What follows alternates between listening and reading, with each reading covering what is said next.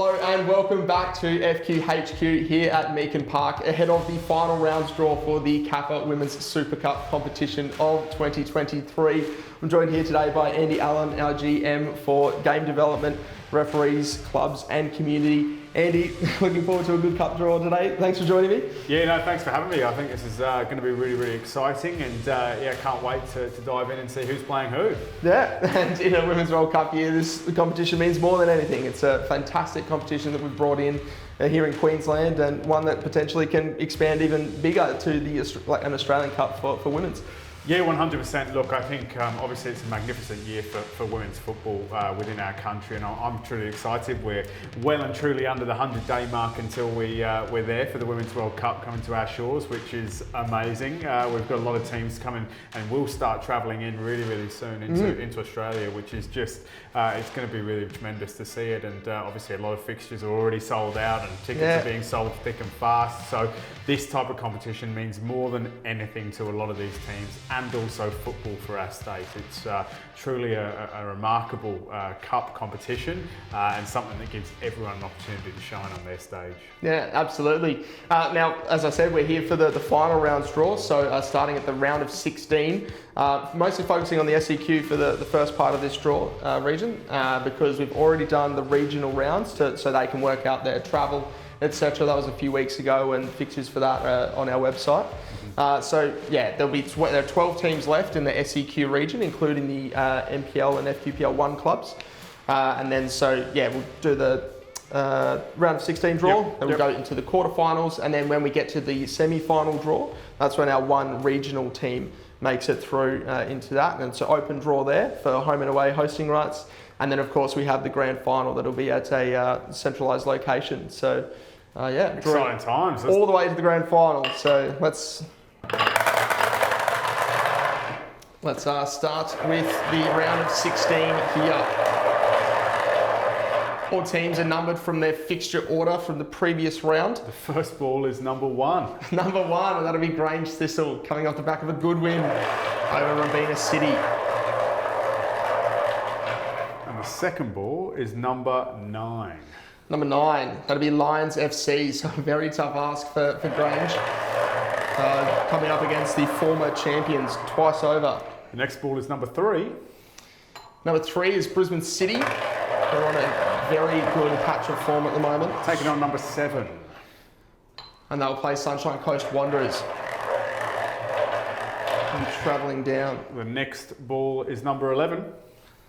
Number 11, we have Kappa FC. And they shall take on ball number 2. Ball number 2 is Mitchelton FC. An all NPL women's tie there. Ball number 10. Ball number 10 is Gold Coast Knights from the FQPL 3 on the south coast. To ball number 12. Ball number 12 against Moreton Bay United, so up against another NPL side. Then we have ball number 6. Ball number 6 is Peninsula Power. And they'll take on ball number 4. Up against ball number 4, which is Eastern Suburbs. That'll be a very interesting tie. A repeat of a tie from last year, in fact. And we have ball number 8. Ball number 8 is Souths United. And they will take on the last ball, which is number 5.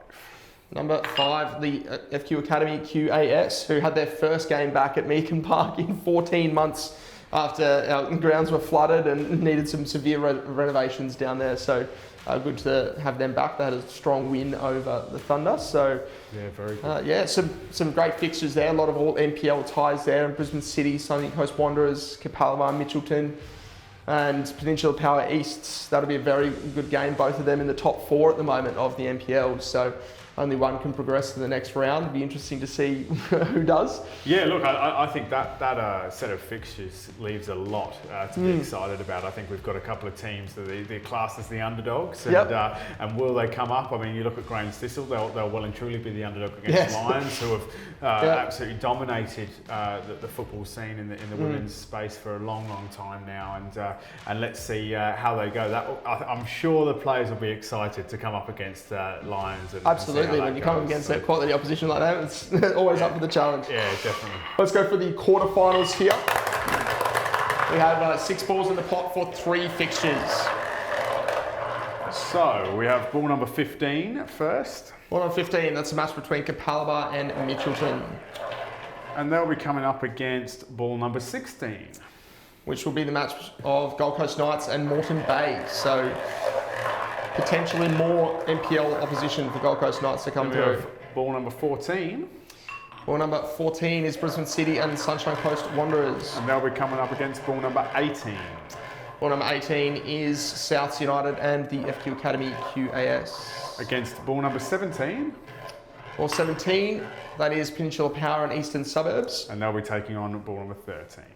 Ball number 13, that'll be Grange, Thistle and Lions. So, yeah, as we touched on earlier with Gold Coast Knights from the FQPL 3 on the South Coast, they came up against Olympic and beat them 3-1 at home midweek last week.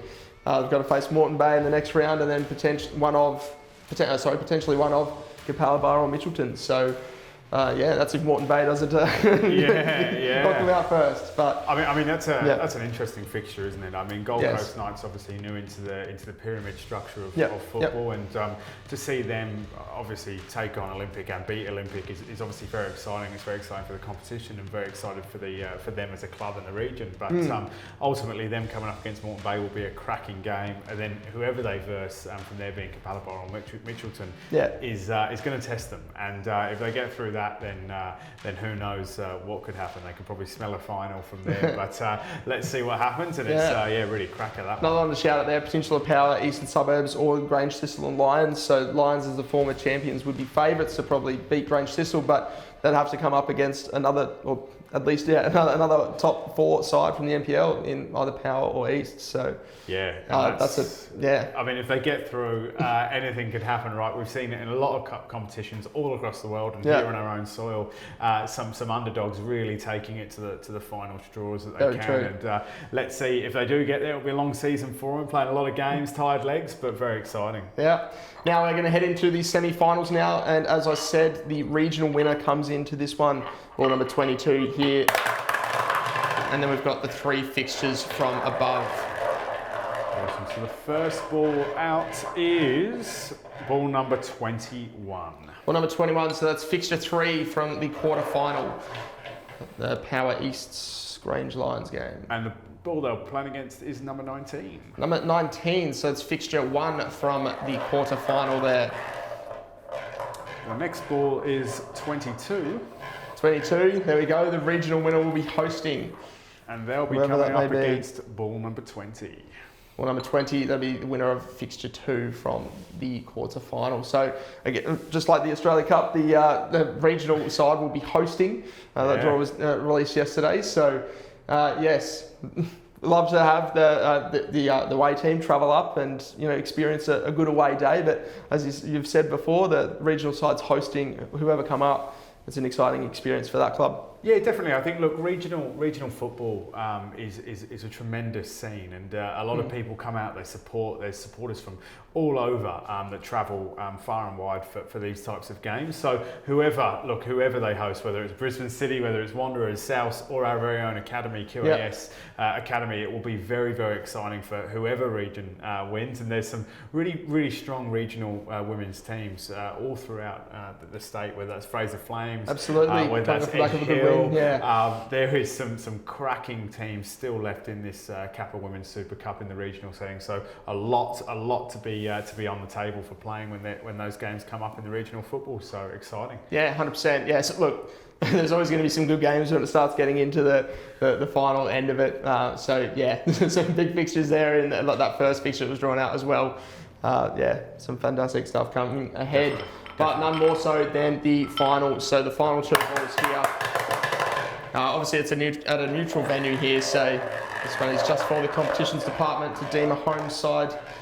And the ball is ball number 23. So that'll be the winner of semi-final number 1.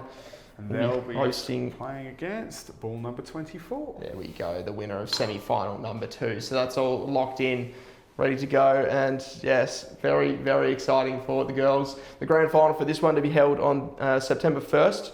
It'll be held at a neutral venue, or at least that weekend. So, very keen. Yeah, look, plenty of football to be played before we get to that grand final of the Kappa Women's Super Cup, and I think some great football to be played as well. There's some highlighting fixtures there throughout the whole next few rounds that we see, and truly remarkable. So obviously this one being played after the World Cup's finished, so I'm sure there'll be a lot of people really buzzing about football at that point in time, and I'm sure that final will get a good crowd as well. So really excited by what's left of this cup. Yeah, 100%. A lot of these games will be live streamed as well on FQTV, so if you can't get to the games yourselves, we'll should be able to live stream quite a few of these, which will be good to see, so getting the content out there, which is great. For all the fixture details and all the information surrounding that, make sure you head to our website and social media channels. Andy, thank you very much for joining me for today's final draw of the year.